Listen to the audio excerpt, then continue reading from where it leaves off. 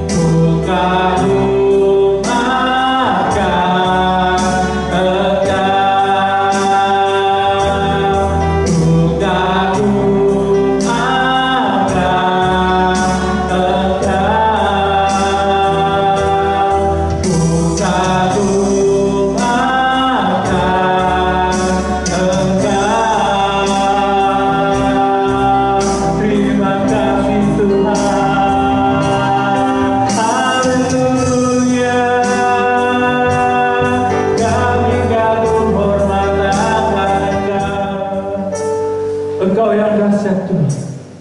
Engkau yang luar biasa Tuhan. Engkau yang ambil alih dalam setiap hati kami pada saat ini. Biarkan Engkau yang menjamah setiap kami yang hadir Tuhan. Kami percaya kuasa daripada Tuhan mengalir dalam hidup kami. Haleluya. Haleluya. Haleluya. Terima kasih Tuhan buat hari yang indah. Pada saat ini Yesus, hati kami siap untuk bersuka cita, untuk memuji muliakan nama-Mu di tempat ini. Engkau yang berkuasa atas tempat ini Tuhan Yesus. Engkau yang menghancurkan dalam setiap kuasa-kuasa roh-roh kegelapan, roh-roh duniawi, roh-roh penghulu-penghulu di udara yang ingin mengganggu dalam setiap konsentrasi kami pada saat pagi ini Tuhan. Kami serahkan seluruh ibadah kami Tuhan pada pagi hari ini ke dalam tangan pengasihan-Mu. Setiap Jumatmu yang hadir Tuhan, Kau berkati mereka sehingga kami pulang dari tempat ini membawa berkat sukacita daripada Tuhan Yesus. Jika yang membawa kelemahan tubuhnya pada saat ini, Kau sembuhkan Tuhan. Kau pulihkan dalam setiap kehidupan. Mereka yang membawa beban masalah, biarkan Kau buka jalan bagi setiap kehidupan kami. Terima kasih Yesus, terima kasih. Pada saat ini Tuhan, kami ingin bersukacita, kami ingin memuji muliakan nama-Mu. Kami siap untuk bersorak-sorai bagi nama Engkau Tuhan. Terpujilah nama-Mu Tuhan Yesus. Serahkan seluruh ibadah kami hanya dalam tangan kasih-Mu. Hanya dalam nama Yesus kami berdoa mengucap syukur. Kita yang percaya sama-sama katakan amin. Haleluya. Ada sukacita, amin. Haleluya. Siap bersukacita buat teman-teman kita. Haleluya. Saya udah, kita sama-sama bangkit berdiri di hadapan Tuhan sambil kasih senyum kiri kanannya, salam kiri kanannya. Katakan Tuhan Yesus baik dalam kehidupanmu. Haleluya. Haleluya. Haleluya. Kita naikkan pujian kita berkatakan terpujilah nama-Mu Tuhan. Haleluya.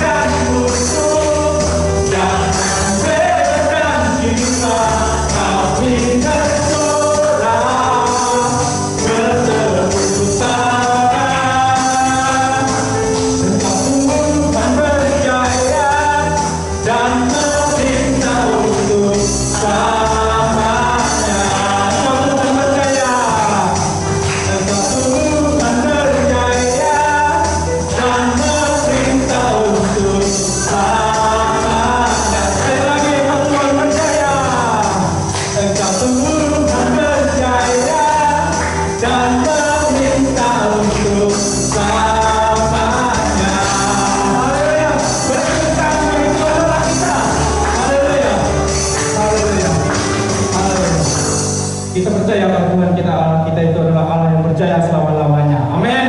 Haleluya. Kita sambung lagi pujian kita mengatakan, aku jalan kebenaran. Haleluya. Haleluya. Kita nyanyikan pujian ini dengan sepenuh hati kita, dengan semangat kita di hadapan Tuhan. Haleluya Yesus. Haleluya. Haleluya.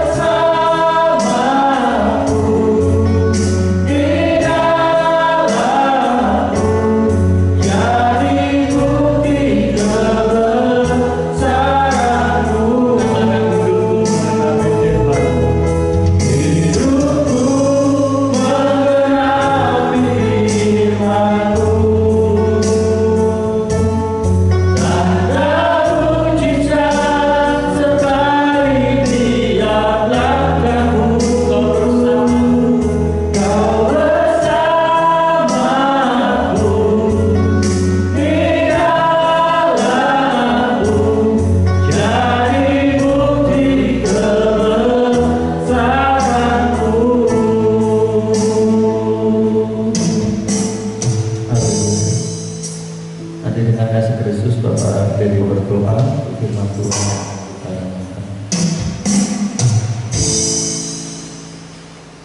Kami bersyukur Tuhan, kami Allah Engkau Tuhan, Tuhan yang luar biasa dalam kehidupan kami Tuhan. Kami bersyukur Tuhan pada hari sebelum minggu yang sudah kami lewati bersama dengan Engkau Tuhan, di mana Engkau selalu menyertai dan setiap aktivitas kehidupan kami Tuhan.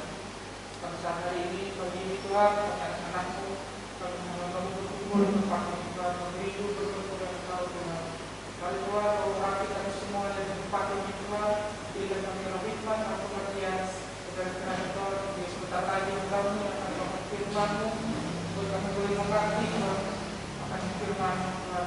Berikan kami rema Tuhan, biarlah firman-Mu menjadi kekuatan, menjadi penghiburan buat kami semua Tuhan. Kami percaya Tuhan, biarlah Engkau Tuhan kami selalu mengenal Tuhan.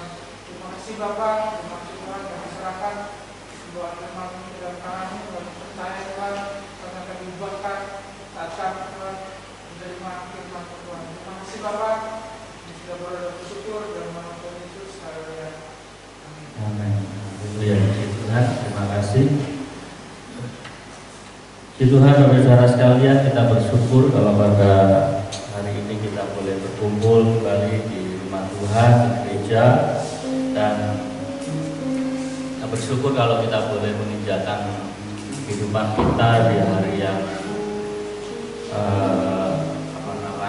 minggu yang terakhir di bulan November tahun 2020, dan kalau minggu depan kita sudah memasuki bulan Desember yang biasanya kita sambut dengan sukacita, dengan sesuatu yang penuh dengan kemeriahan di dalam pesta Natal.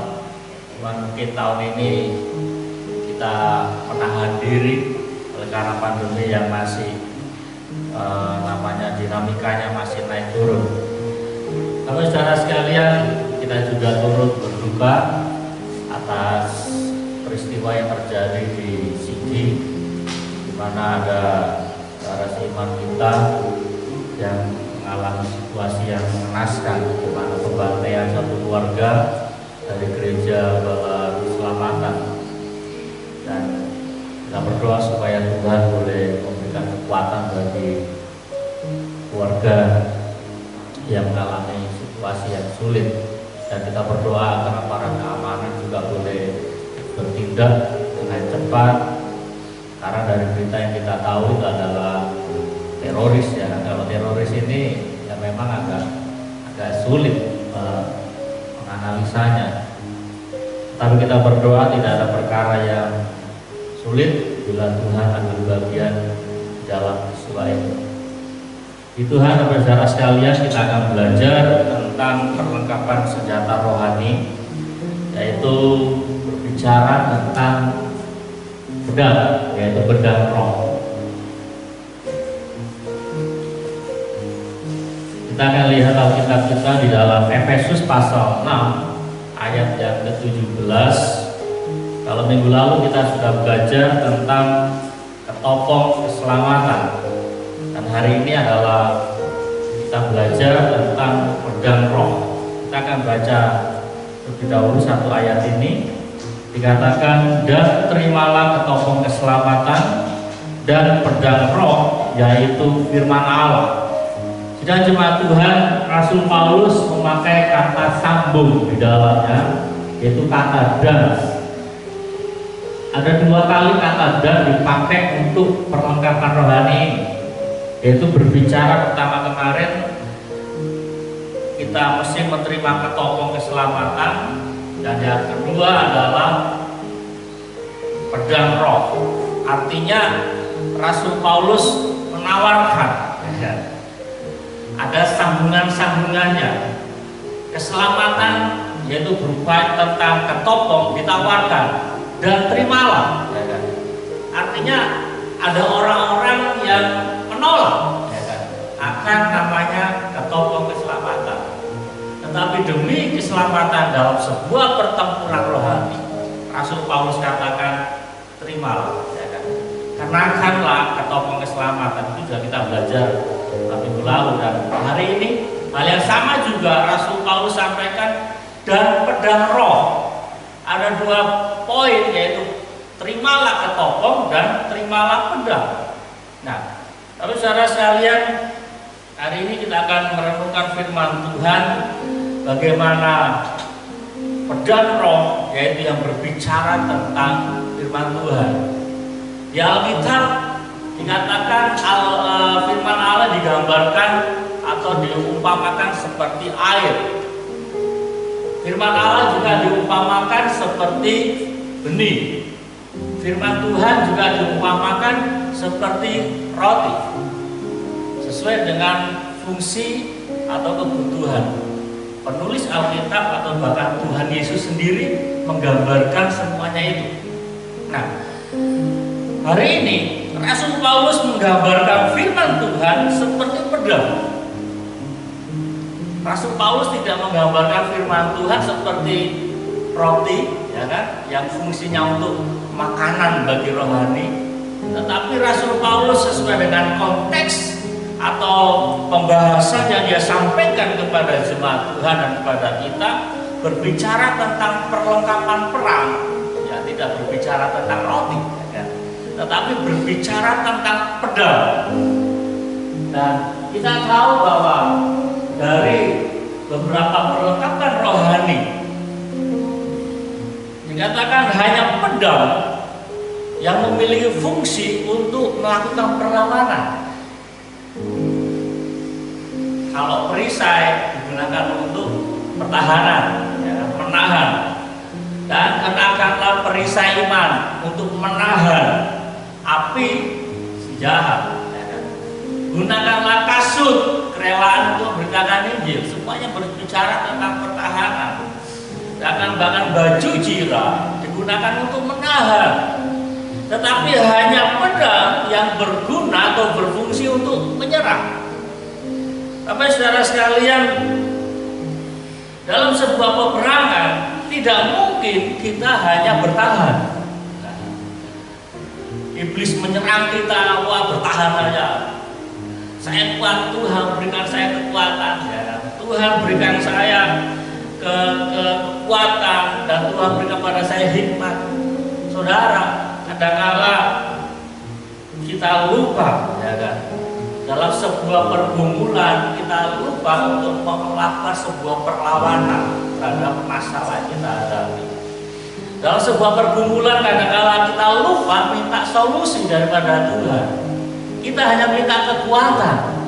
Ya jangan heran, Tuhan hanya kasih kekuatan. Kita nggak pernah keluar dari masalah itu. Kita hanya berdiam diri berdoa, Tuhan beri saya kekuatan, Tuhan beri saya kesabaran, Tuhan beri saya ketekunan, ya Tuhan kasih. Tetapi jujur kita nggak pernah keluar dari masalah itu. Ya. Kita minta kekuatan, Tuhan kasih kekuatan. Kekuatan apa? Untuk bertahan. Tapi mari kita juga berdoa dan Tuhan kasih pada kita firman Allah. Nah, apa saudara sekalian, sidang jemaat Tuhan yang kasih dalam nama Tuhan Yesus, iblis kadang-kala dan seringkali memakai masalah untuk menyerang kehidupan saya dan saudara. Masalah umum banyak, berbicara tentang masalah keuangan, masalah keluarga, masalah pendidikan, bahkan masalah masa depan. Bagi yang bujang masalah jodoh, ya kan? Masalah kesehatan, iblis bisa pakai segala macam-macam untuk menyerang kehidupan kita. Dan tadi sudah saya katakan, kadang-kadang kita lupa untuk berdoa minta solusi daripada Tuhan.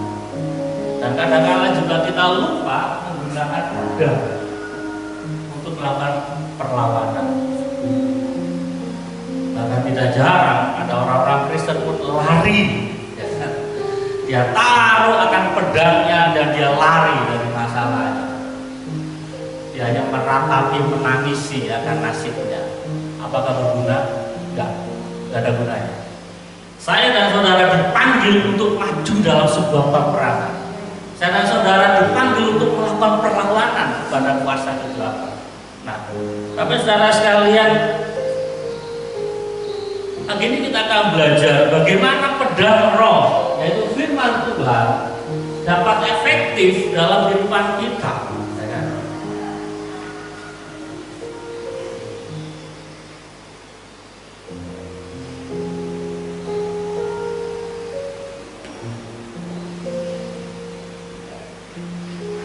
Sebuah pertanyaan, bagaimana firman Tuhan dapat efektif? Ya kan? Saya nggak tahu masing-masing kita mendengar pertama kali firman Tuhan kita umur berapa. Bahkan kalau diakumulasi kita sudah mendengar firman Tuhan sudah berapa ribu kali, atau bahkan mungkin sudah berapa juta. Kalau juta mungkin belum ya, kita dengar khotbah. Atau mungkin sudah berapa ayat atau puluhan ratusan ayat yang sudah kita hafal. Tetapi pertanyaannya, apakah itu efektif dalam kehidupan kita? Jangan hanya firman Tuhan sekedar nempel di pengetahuan kita dan kita simpan dalam hati, oh ya saya sudah punya firman Tuhan, tapi kita lupa untuk mengaplikasikannya, kita lupa untuk mempraktekkan dalam kehidupan kita. Poin pertama yang kita pelajari adalah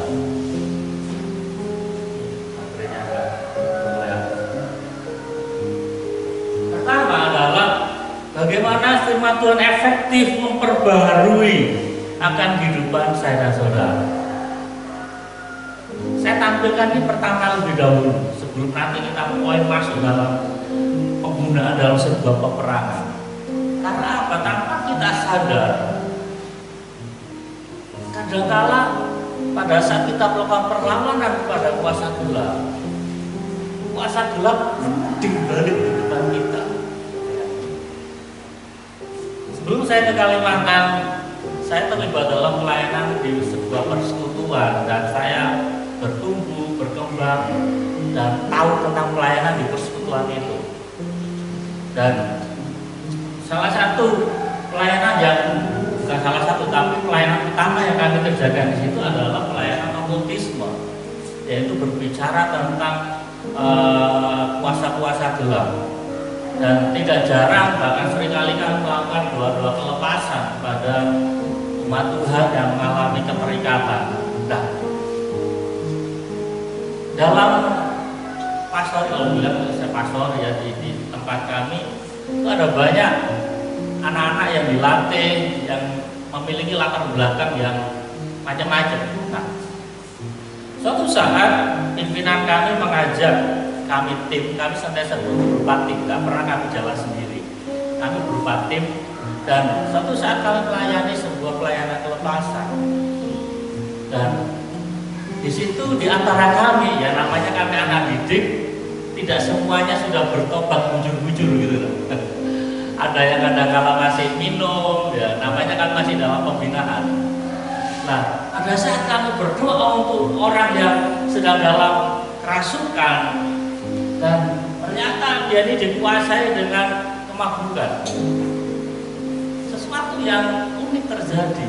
Pada saat pimpinan kami ini meneging roh mabuk dalam diri orang itu, setan itu langsung ngomong, lah itu temanku itu masih mabuk. Saudara, orang yang kami doakan ini tidak kenal dengan anggota tim kami, tetapi pada saat proses doa kelepasan, setan langsung ngomong, lah itu temanku itu masih suka mabuk. Apa yang saya maksudkan? Pada saat kita melakukan konfrontasi dengan kuasa gelap, jangan sampai dia juga menyerang kehidupan kita. Iblis tidak maha tahu, tetapi iblis bisa tahu kehidupan kita. Iblis tidak maha tahu, tetapi iblis punya koneksi gitu loh. Dia punya tim yang juga bisa memberitahukan antar roh. Tapi saudara sekalian, ada sebuah ilustrasi. Suatu saat ada seorang hamba Tuhan dari Indonesia yang pergi ke Amerika, dan singkat cerita dia tersesat, dia nggak tahu alamat kemana. Tetapi pada saat dia berjalan, dia lihat di sebuah rumah ada tulisan pemilik namanya, ditulis selamat. dia pastikan ini pasti orang Indonesia. Nggak mungkin orang Amerika namanya Selamat. Maka dia memberanikan diri ngetep itu. Dan betul, pemilihnya orang Indonesia. Artinya apa? Iblis akan tahu, dia akan mengenal sesamanya mereka. Iblis tidak mau tahu. Tetapi pada saat kita melakukan konfrontasi dengan iblis, kita melakukan peperangan rohani dengan iblis, dia akan tahu apa yang dalam diri kita. Bahkan siapa-siapa di dalam lingkungan kita, dia akan tahu roh apa yang di dalam kehidupan kita. Nah, oleh karena itu, nanti kita akan lihat juga bahwa dikatakan firman Tuhan itu seperti pedang bermata dua. Dikatakan sebab firman Allah hidup dan kuat dan lebih tajam daripada pedang bermata dua, yang menusuk amat dalam sampai memisahkan jiwa dan roh, sendi-sendi dan sumsum. Ia sanggup membedakan pertimbangan dan pikiran hati kita. Dikatakan firman Allah seperti pedang yang bermata dua. Di satu sisi dia bisa menusuk dalam pada pekerjaan iblis, tapi ingat, dia juga bisa menyerang kehidupan kita. Artinya firman Allah pada saat disampaikan, dia berbicara dua arah. Seperti halnya sama hari ini, saya berbicara menyampaikan firman Tuhan kepada bapak saudara sekalian. Tapi jangan lupa firman Allah juga berbicara tajam kepada saya. Nah, tapi saudara sekalian, firman Allah mampu, ya kan, katakan untuk mengubahkan dan memperbarui kehidupan kita. Mengapa? Ini alasannya. Pada mulanya adalah firman. Firman itu bersama-sama dengan Allah, dan firman itu adalah Allah. Benar? Mengapa firman Allah memiliki kekuatan yang besar untuk memperbarui manusia? Karena firman itu adalah Allah sendiri. Beberapa waktu lalu sering saya sampaikan bahwa mari kita bekali anak-anak kita dengan firman Tuhan. Tidak cukup dengan nasihat-nasihat kita orang tua. Silakan kita memberikan nasihat kepada anak-anak kita. Tetapi pada saat anak-anak kita keluar dari rumah kita, dia pergi merantau, dia pergi kuliah jauh dari kehidupan kita. Maaf, kadang-kadang anak-anak akan taruh nasihat kita, simpan di koper. Karena kita nggak ada di situ kan. Tapi kalau anak-anak itu firman Allah, maka Allah tidak bisa disimpan dalam koper. Firman Allah yang adalah Allah itu sendiri, dia akan senantiasa menyertai, memimpin, menolong, akan menghibur anak-anak kita pada saat mereka jauh dari kehidupan kita. Segala sesuatu yang dikerjakan anak-anak kita, kalau anak-anak kita punya firman Tuhan, maka Allah akan menolong. Ada banyak kesaksian cerita dari jemaat Tuhan kita di sini juga, bagaimana Tuhan menyertai anak-anak mereka. Beberapa kali ada anak jemaat Tuhan yang akan diculik, ya. Dia sudah dibius, ya. Sudah nggak berdaya. Tetapi bagaimana Tuhan lindungi? Kalau sudah dibius mau bikin apa? Lambat sedikit, kalau Tuhan nggak tolong, dia nggak tahu jatuh mana. Tetapi karena Tuhan, dia punya firman Allah, maka Allah menyertai melindungi. Tapi saudara sekalian, mari izinkan firman Allah itu memperbarui kehidupan kita. Nah,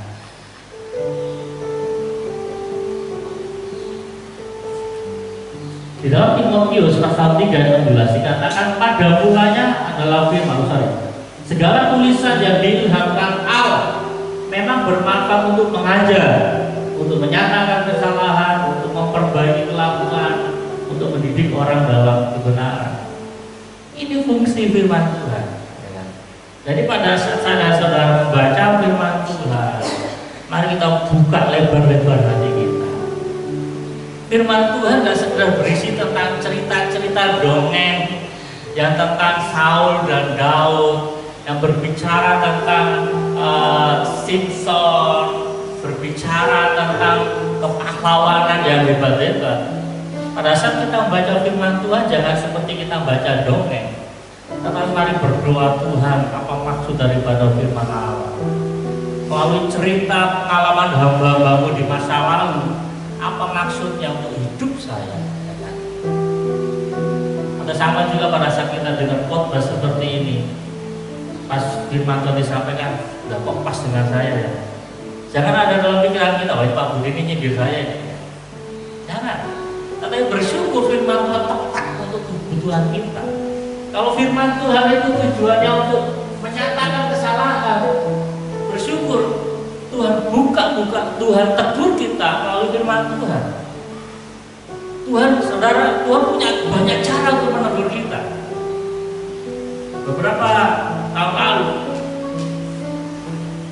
ada seorang hamba Tuhan, maaf, yang perpuluhannya nggak tertib. Tuhan tegur pakai apa? Ya dihajar oleh security. Karena bingung ya. Ceritanya seperti ini. Saya nggak perlu sebut nama, takutnya nanti pas di YouTube dia lihat. Pada saat dia keluar dari tempat pelayanannya yang di desa, kemudian dia ke ATM, dan dia lihat, oh, kok angka di ATM ini kok berubah gitu loh, tidak seperti yang dia bayangkan. Singkat cerita akhirnya dia jatuh, dia berkunang-kunang, akhirnya dia jatuh, dan dia rebahnya ke pintu ATM, dan pintu ATM hancur. Saya nggak bisa bayangkan beban yang berat seperti apa yang bisa menghancurkan pintu ATM yang tebal. Akhirnya apa? Orang-orang di sekitar ATM itu datang dan menghajar dia, kaku. Tanpa ditanya dulu apa sebabnya, dia dihajar sama security juga sama orang sekitar situ. Akhirnya datanglah polisi dan ditanya, mengapa kamu hancurkan pintu ATM? Saya nggak menghancurkan, Pak. Saya ini pingsan. Tetapi anehnya, ya namanya kita biasa ya. Kalau saya kalau melakukan perjalanan selalu akan ada bawa kunci apa itu kunci Inggris untuk perbaiki sepeda motor kan, itu biasa. Nah pada saat pasnya dibuka juga berisi seperti itu. Cuma namanya media kadang-kadang ditambahin dia bawa linggis ya kan. Padahal dia nggak bawa. Dan singkat cerita akhirnya dia sadar, ini gara-gara saya nggak rajin berdoa. Apa Tuhan sudah datang ya. Dan sejak itu dia mulai rajin. Saya kalau dengan Ibu Gembala merenungkan cerita ini, kadang-kadang saya tertawa.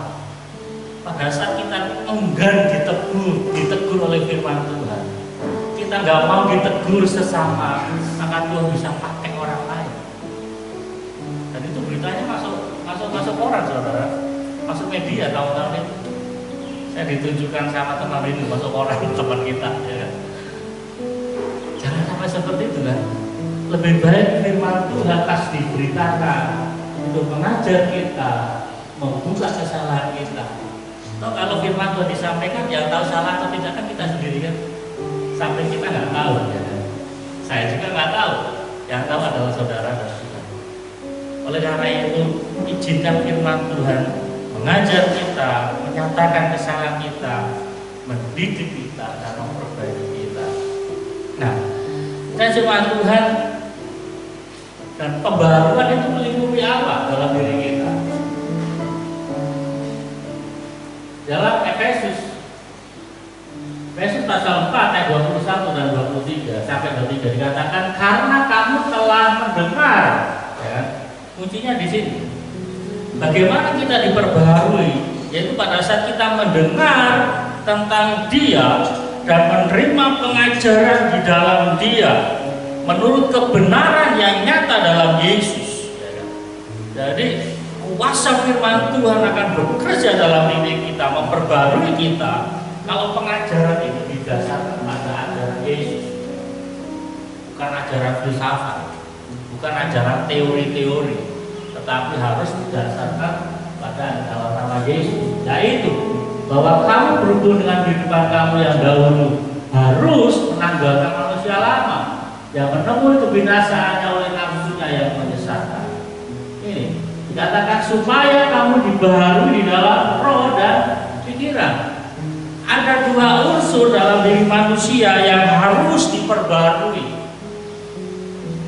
Tapi saudara sekalian, kadang-kala orang-orang Kristen salah persepsi tentang janji Tuhan. Orang-orang Kristen kadang-kala mengklaim hanya di Yohanes pasal 10 berbicara tentang kemakmuran. Tuhan saya sudah lama, karena itu dikatakan Tuhan datang untuk memberikan kelimpahan.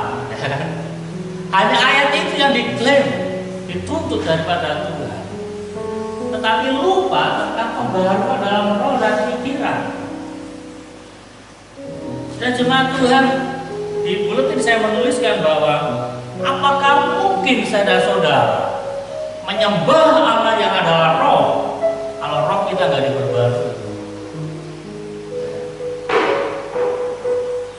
Apakah mungkin kita bisa bersekutu dengan Tuhan dan kita menerima setiap firman Allah dalam pikiran-pikiran kita kalau pikiran kita nggak diperbaharui? Sering saya sampaikan, sebelum kita bertobat, pasti kita sudah menerima ajaran-ajaran dari orang tua kita tentang kepercayaan-kepercayaan masa lalu. Pasti. Secara sadar atau langsung atau tidak langsung, orang tua sekeliling kita akan menanamkan tentang ajaran-ajaran di masa yang lalu.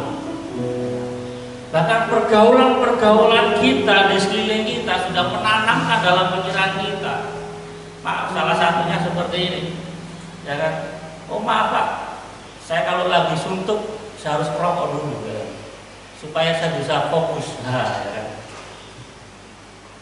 Itu seperti sepele, itu bukan doktrin, itu bukan ajaran nenek moyang, tetapi itu tertanam. Sudah tertanam dalam diri kita bertahun-tahun. Kemudian kita dengar firman Tuhan, apakah kau tidak tahu bahwa tubuhmu adalah bait Allah? Kontras kan? Bertolak belakang. Pak, saya ini keras kepala. Memang bapak saya itu memang keras kepala. Dari utus saya, ya kan? Sekeluarga kami orang keras. Padahal firman Tuhan katakan lemah lembut, penuh dengan belas kasihan. Kalau pikiran kita nggak diperbarui, kita sulit menerima firman Allah. Oleh karena itu Rasul Paulus sampaikan, pembaruan firman Tuhan, pengajaran-pengajaran harus melingkupi roh dan pikiran. Tidak cukup masalah roh. Jujur saya katakan dalam gereja kita, kalangan karismatik kadang-kadang nggak imbangnya di sini. Rohnya luar biasa, mampu berbahasa roh, mampu menyembah Tuhan dan luar biasa. Tapi kalau pikirannya nggak diperbaharui, bahaya saudara. Kita rajin ke gereja, kita rajin pelayanan, tapi kalau pikiran kita nggak diperbarui, seperti minggu lalu saya sampaikan, apa yang dari mulut keluar dari hati. Saudara paham? Apa yang dari hati ini biasanya dari telinga dulu masuk ke pikiran dan masuk dalam hati, tersimpan dalam gudang hati kita. Nah, pada saat kita dimaki orang, ya, pulang dari gereja kita langsung balas maki. Ya. Roh kita bagus, tetapi kalau pikiran kita nggak diperbaharui, kita dimaki orang, kita balas maki lebih banyak. Gak puas Pak kalau saya nggak mau balas, Pak. Pikiran nggak diperbarui.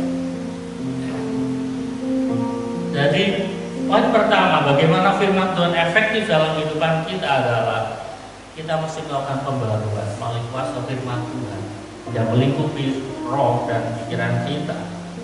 Saya yakin apabila roh dan pikiran seorang Kristen diperbarui oleh kekuatan kuasa firman Tuhan, saya yakin bahwa hidup kita akan senantiasa mengalami kemenangan. Amin. Perkara yang kedua, yaitu kita menjadi pelaku firman. Dikatakan, tetapi hendaklah kamu menjadi pelaku firman dan bukan hanya pendengar saja, sebab jika tidak demikian kamu menipu diri sendiri. Yakobus menyampaikan bahwa bila kita tidak menjadi pelaku firman, maka digambarkan kita seperti habis berdiri di depan cermin, kemudian kita pergi. Apa yang terjadi? Kita lupa. Kita lupa wajah kita seperti apa. Halnya sama juga kalau kita hanya mendengar firman, tapi kita nggak mempraktekkan, maka kita akan segera lupa. Dalam kesimpulan saya sampaikan, kalau kita tidak mempraktekkan firman Tuhan, maka kita tidak akan mengalami pengalaman tentang kuasa firman itu. Firman Tuhan hanya sebatas sebuah teori dalam kehidupan kita. Dan perlu diketahui bahwa firman Tuhan yang kita lakukan haruslah firman yang kita lakukan dalam sehari-hari dalam kehidupan kita, bukan 1-2 hari saja kita lakukan, kemudian hari yang ketiga stop. Atau juga kita melakukan firman Tuhan hanya karena supaya dilihat oleh sesama kita. Tidak, tetapi kita mesti melakukan firman Tuhan dalam kehidupan kita hari lepas hari. Mau jatuh bangun kehidupan kita, mau kehidupan iman kita sedang di atas ataukah kehidupan iman kita sedang di bawah, kita mesti melakukan.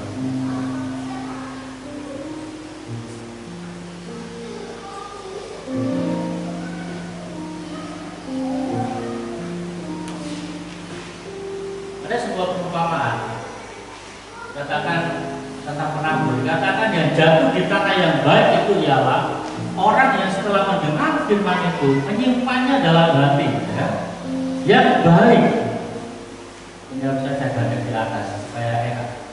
Menyimpannya dalam hati yang baik dan mengeluarkan buah dalam ketekunan. Situ dikatakan menyimpan dalam hati yang baik.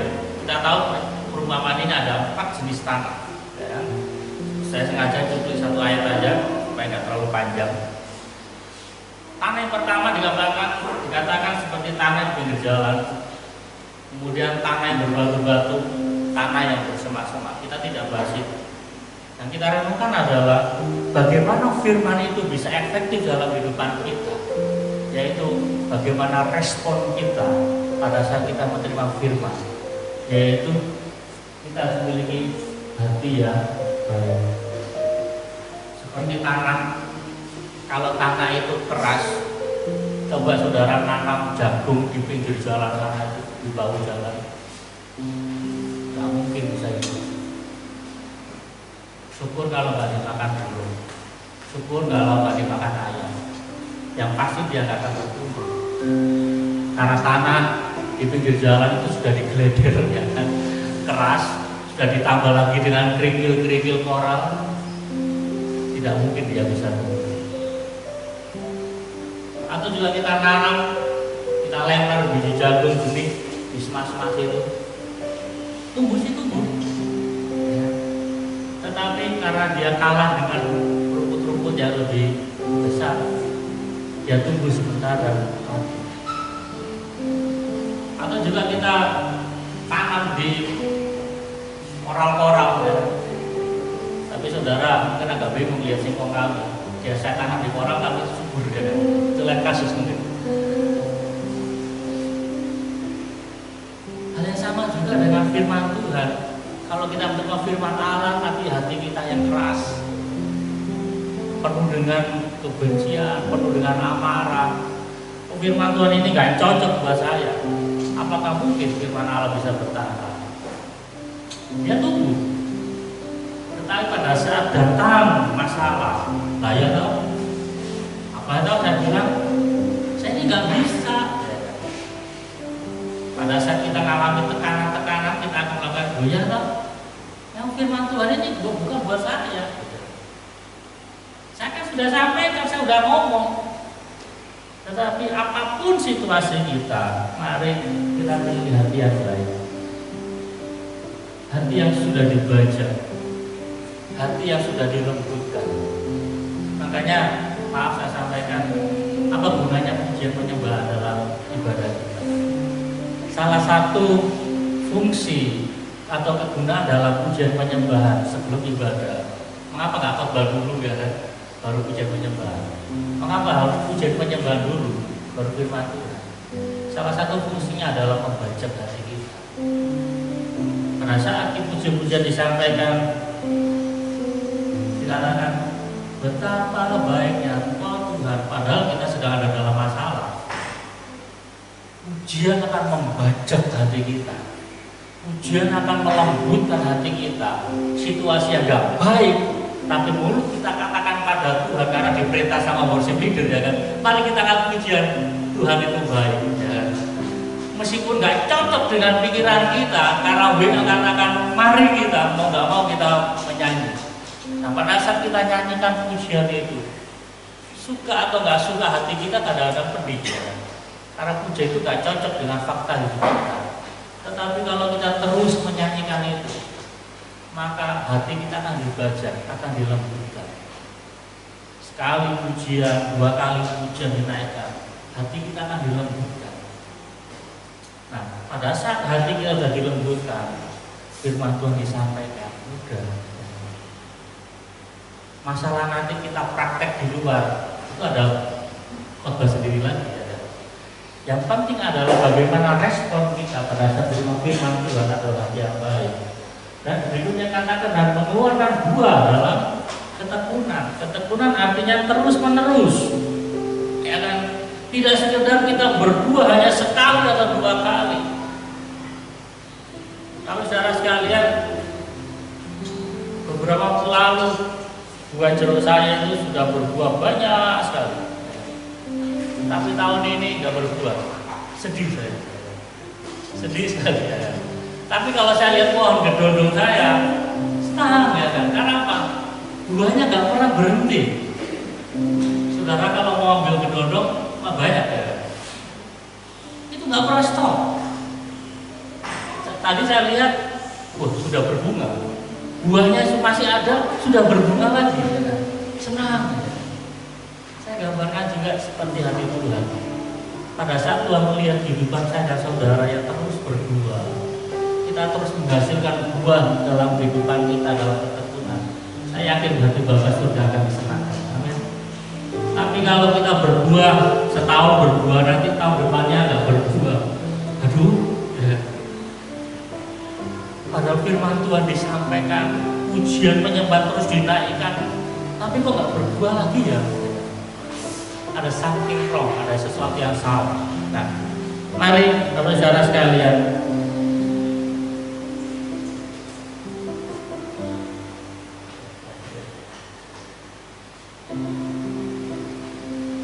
Yohanes pasal 15 ayat yang ke-7 dikatakan, jikalau kamu tinggal di dalam aku dan firman-Ku tinggal di dalam kamu, mintalah apa saja kamu hendaki dan kamu akan menerimanya. Salah satu bagaimana firman Tuhan efektif dalam kehidupan kita adalah kalau kita melekat. Ya. Kalau kita melekat di dalam firman, maka dikatakan mintalah apa saja kamu kehendaki dan kamu akan menerima. Ini jangan salah tafsir. Kadang-kadang kita salah tafsir di sini loh, Tuhan, Pak, saya sudah minta kepada Tuhan loh. Apalagi firman Tuhan katakan minta apa saja. Ya. Tapi kok nggak dikasih-kasih? Kalau kita berbicara tentang konteks doa, doa bukan kita sekedar memaksakan kehendak kita dengan Tuhan. Bagi saudara yang suka nonton Balfir, saya sekeluarga suka nonton Balfir gara-gara Marcel. Kadang-kadang doa orang percaya konsepnya seperti Balfir. Pada saat anak-anak yang sedang dalam kesulitan akan dikatakan dia panggil Balfir, Balfir datang. Dan apa yang diminta selalu dikasih. Kadang-kadang konsep doa kita seperti itu. Padahal konsep doa yang benar adalah pada saat diperhatikan ini ayat di atasnya, jika kamu tinggal di dalam aku dan firman-Ku tinggal di dalam aku. Garis bawah di situ dulu. Baru yang bawah. Jangan lupakan itu dulu. Kalau hanya di dalam firman dan firman di dalam saya, artinya apa? Saya akan ngerti doa seperti apa yang sesuai dengan kehendak Tuhan. Keinginan saya ini cocok enggak dengan maunya Tuhan. Kehendak saya ini cocok enggak dengan kehendaknya Tuhan. Kalau kita bahas ini lebih panjang, salah satunya adalah mengapa Tuhan nggak jawab doa kita. Karena doa kita hanya untuk nafsu kita, hanya untuk kepentingan diri kita, makanya Tuhan nggak jawab. Kuncinya adalah mari kita ini firman di dalam kita dan firman dan kita ada di dalam firman. Itu kuncinya. Makanya mesti kita menyatu dengan firman. Maka firman Tuhan akan efektif. Berbicara tentang pedang akan efektif dalam kehidupan kita. Yang terakhir, yang ketiga, kita ambil contoh, saya tidak pakai gambar pedang lagi, tapi gambar tentang Tuhan Yesus berdiri di hubungan baik Allah. Saya ambil contoh ini karena ini contoh nyata dan ajaran Tuhan. Yang ketiga adalah bagaimana pedang dapat mengalahkan musuh. Yesus memberikan sebuah keteladanan. Yesus memberikan contoh bagaimana dia mengalahkan akan iblis. Dikatakan, tetapi Yesus menjawab, ada tertulis, manusia hidup bukan dari roti saja, tetapi setiap firman Allah yang keluar dari mulutnya. Dari sebabnya kata-kata ada tertulis. Yang kedua, ayat yang ketujuh dikatakan, Yesus berkata kepadanya, ada pula tertulis, janganlah kau mencobai Tuhan Allah. Ayat yang ke-10 dikatakan, maka berkatalah Yesus padanya, nyala iblis sebab ada tertulis. Saudara, Yesus kurang kuasa apa? Yesus adalah anak Allah dan dia adalah Allah sendiri. Tetapi pada saat Yesus berhadapan dengan iblis, dia pakai firman. Dikatakan ada tertulis, ada tertulis. Nah, sudah jemaat Tuhan, pada saat kita sudah memahami apa yang menjadi akar masalah dalam kehidupan kita, bila itu adalah memang dari kuasa gelap, bila itu masalah-masalah yang bukan karena kesalahan kita, perhatikan ini, kita masih selektif dalam menilai setiap permasalahan. Apakah masalah ini dari kuasa gelap? Apakah masalah ini karena kesalahan kita? Kita harus selektif. Jangan karena masalah itu karena kelalaian kita, karena kesalahan kita, karena pola hidup kita yang salah, kita nyalakan iblis. Tak nyambung. Tetapi kalau kita sudah tahu persis bahwa semua pergumulan permasalahan kita hadapi yang melatar belakangi adalah kuasa gelap, maka salah satu gunanya kita mengerti firman Tuhan. Salah satu fungsinya kita banyak mendengar firman Tuhan, maka firman Tuhan akan muncul. Dan jemaat Tuhan, 3 ayat yang dikutip oleh Yesus ini semuanya latar belakangnya firman Tuhan. Ayat tentang hidup bukan dari roti saja, ini kutipan dari Perjanjian Lama. Nah, kita tahu dalam zaman Yesus Perjanjian Baru belum ada, ya kan? Yesus memakai Perjanjian Lama, kitab Taurat, semua dikutip dari kitab Musa, ya. Dan dikatakan juga ada pula tertulis, jangan kau mencobai Tuhan Allah. Ada semua tertulis, ya. Ini bukan kata-kata Yesus dalam zaman itu, tapi dikutip dalam perjanjian dari Perjanjian Lama. Hal yang sama juga di poin yang terakhir, kau harus menyembah Tuhan Allah. Semuanya ayat-ayat dikutip oleh Yesus. Kalau Yesus saja mengutip ayat untuk menengking, menolak pekerjaan iblis, apakah mungkin saya dan saudara memakai akal dan pengetahuan kita untuk mengalahkan iblis? Dan mengapa iblis tunduk dan kalah dengan kutipan-kutipan ayat yang diambil Yesus? Karena Yesus hidup di dalam firman. Iblis tidak serang balik Yesus.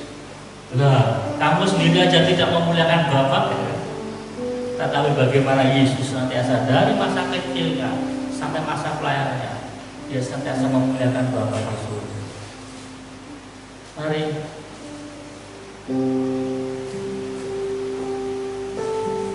ayat terakhir mengambil firman Tuhan kita. Yakobus pasal 4 ayat 7. Karena itu tunduklah kepada Allah dan lawanlah iblis, maka ia akan lari daripada. Jangan salah tafsir lagi. Terhadap orang karismatik atau Pentakosta kebablasan. Kebablasannya di mana? Kadang-kala kita mau menghukum iblis, itu bukan kemenangan kita. Nah, Yesus katakan buat iblis itu lari.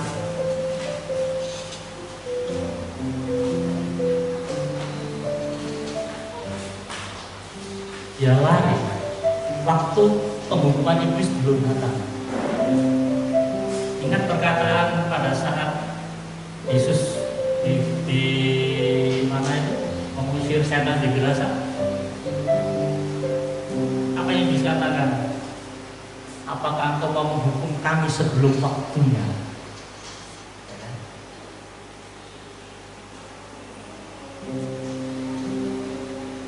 Masa penghukuman iblis itu pasti datang, cuma belum sekarang. Tetapi tugas dan saudara dikatakan dikasih kewenangan untuk mengusir iblis, buat dia lari dari kehidupan kita, buat iblis itu lari dari masalah kita, supaya masalah hanya sekedar masalah. Masalah menjadi berat karena ada backgroundnya, ya kan? Otak atau dalam dari masalah itu yang membuat masalah itu jadi berlarut-larut. Siapa? Iblis. Tetapi jangan lupa ayat di atasnya, jangan dikatakan tunduklah kepada Allah.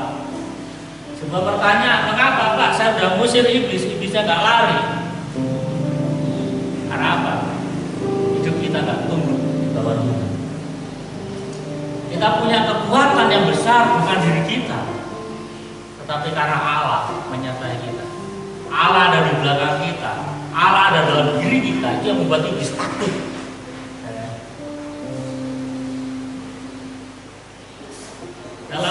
Saya suka kayak gini firman Tuhan ini. Kembali cerita tentang Baldur. Satu saat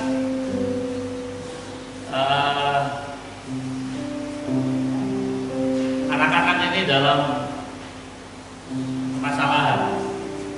Kemudian datanglah teman-teman yang nakal itu mau memukul mereka. Tanpa mereka sadari, di belakang mereka ada polisi. Dan anak-anak yang menjadi penjahat ini akhirnya dia lari. Dan si anak ini merasa bahwa hebat saya bisa membuat mereka lari penjahat-penjahat itu. Pada saat dia noleh ke belakang, ada polisi. Bukan anak itu yang buat penjahat itu lari, tapi karena ada polisi. Hal yang sama juga dalam kehidupan kita. Jangan berbangga kalau kita bisa mengusir setan. Bukan saya dan saudara, tapi ada Yesus. Allah dalam diri kita yang memberikan kuasa yang besar sehingga iblis lari dari kehidupan kita. Oleh karena itu, katakan kita mesti tunggu. Dan mungkin kita melawan Allah dan juga melawan iblis. Tak mungkin. Salah satu kuasa yang besar dan kita miliki adalah kita tunduk pada. Mungkin kita bisa klaim ayat-ayat yang lain. Pak, saya kan sudah dibaptis Roh Kudus, saya sudah ini dan itu. Oke, semua itu janji Tuhan. Tetapi ingat, kuasa itu daripada Tuhan. Apakah mungkin kita menerima kuasa daripada Tuhan, tapi di sisi lain kita memberontak pada Tuhan?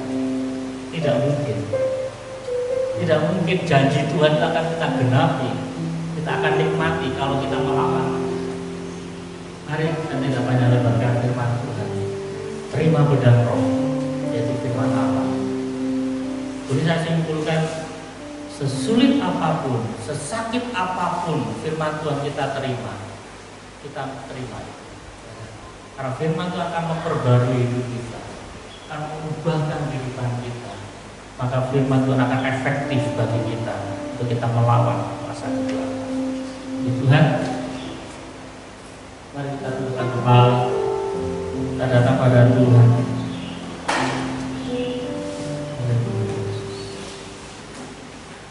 Terima kasih Tuhan untuk firman Allah yang boleh kami renungkan.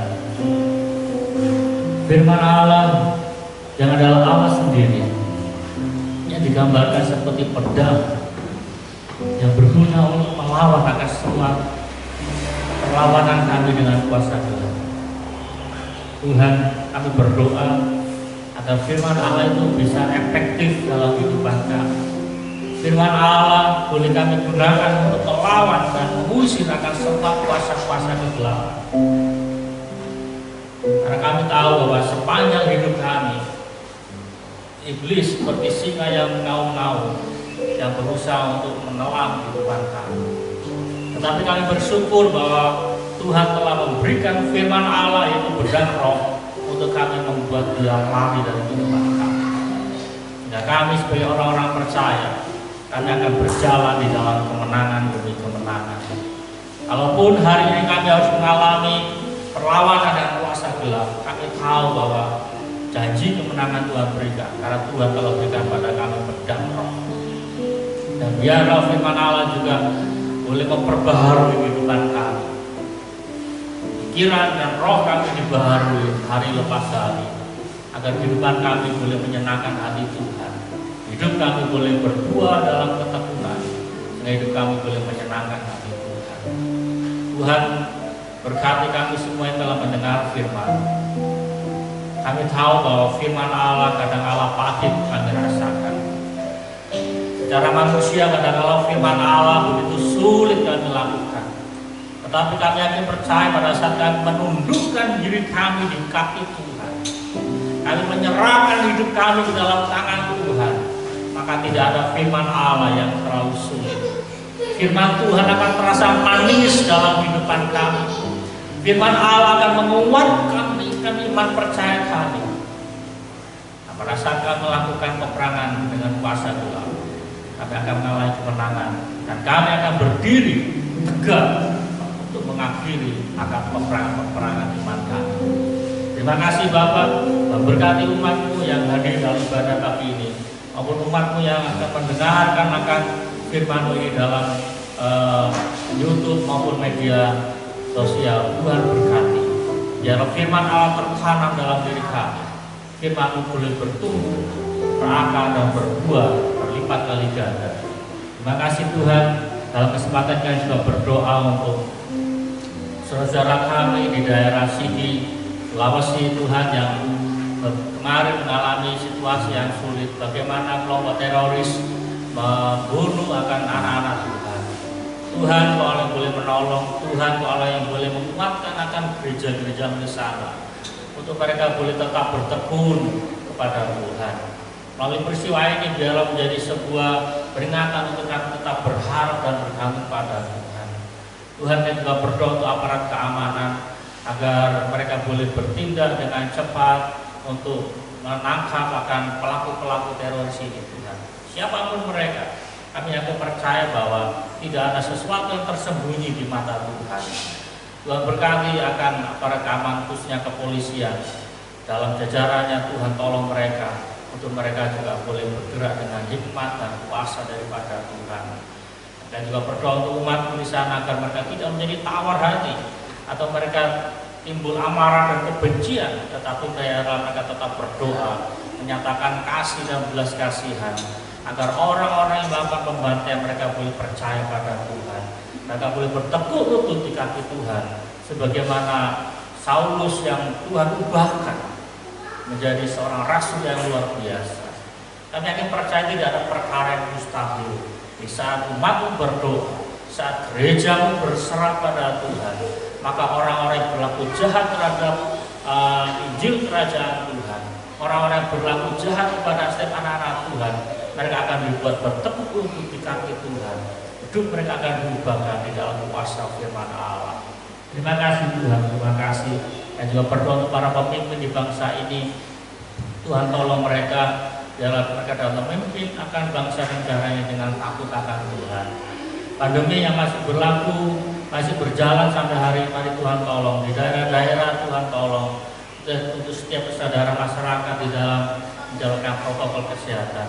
Tuhan tolong juga vaksin yang sementara dikerjakan dan sudah diuji cobakan, Tuhan, agar vaksin ini boleh berlaku efektif atas setiap tubuh, atas masyarakat di bangsa ini, sehingga kami dapat melakukan aktivitas seperti sedia kala dalam menjalankan protokol kesehatan tanpa ada rasa takut atau was-was. Terima kasih Bapak, Tuhan juga berkati akan umat di tempat ini dalam segenap aktivitas yang pekerjaan. Tuhan tolong, biarlah perlindungan kuasa daripada Tuhan menyata atas kehidupan kami. Umat yang lemah dan sakit dalam pergumulan persoalan apapun yang mereka hadapi, biarlah mereka tetap memandang pada Tuhan dan bergerak, berjalan dalam kuasa Tuhan, dan mereka dapat menerima solusi dan kemenangan iman dalam setiap permasalahan yang mereka hadapi. Terima kasih Tuhan. Ini Tuhan, segala doa dan ucapan syukur kami yang disempurnakan dengan doa yang Tuhan ajarkan atas setiap orang-orang percaya. Bapa kami di surga, kudus segala nama-Mu, datanglah kerajaan, jadilah kehendak-Mu di bumi seperti di surga. Berikanlah pada hari ini makanan kami secukupnya, dan ampunilah kami kesalahan kami, seperti kami juga mengampuni orang yang bersalah kepada kami. Dan jangan bawa kami dalam percobaan, tapi lepaslah kami daripada yang jahat. Karena Engkau yang punya kerajaan dan kuasa dan kemuliaan sampai selama-lamanya. Amin. Mari sekali jemaat Tuhan, kita latih mendengar malam berkat dari Tuhan Yesus Kristus. Kasih karunia dan damai sejahtera serta sukacita yang berasal dari surga, serta kekuatan kuasa ilahi dari Tuhan kita Yesus Kristus, serta penghiburan kasih yang kekal. Terimalah berkat Tuhan ini hanya di dalam nama Bapa, dan di dalam nama Anak, dan di dalam nama Roh Kudus, dari pagi ini sampai Tuhan Yesus datang kedua kalinya. Bapa, terima kasih.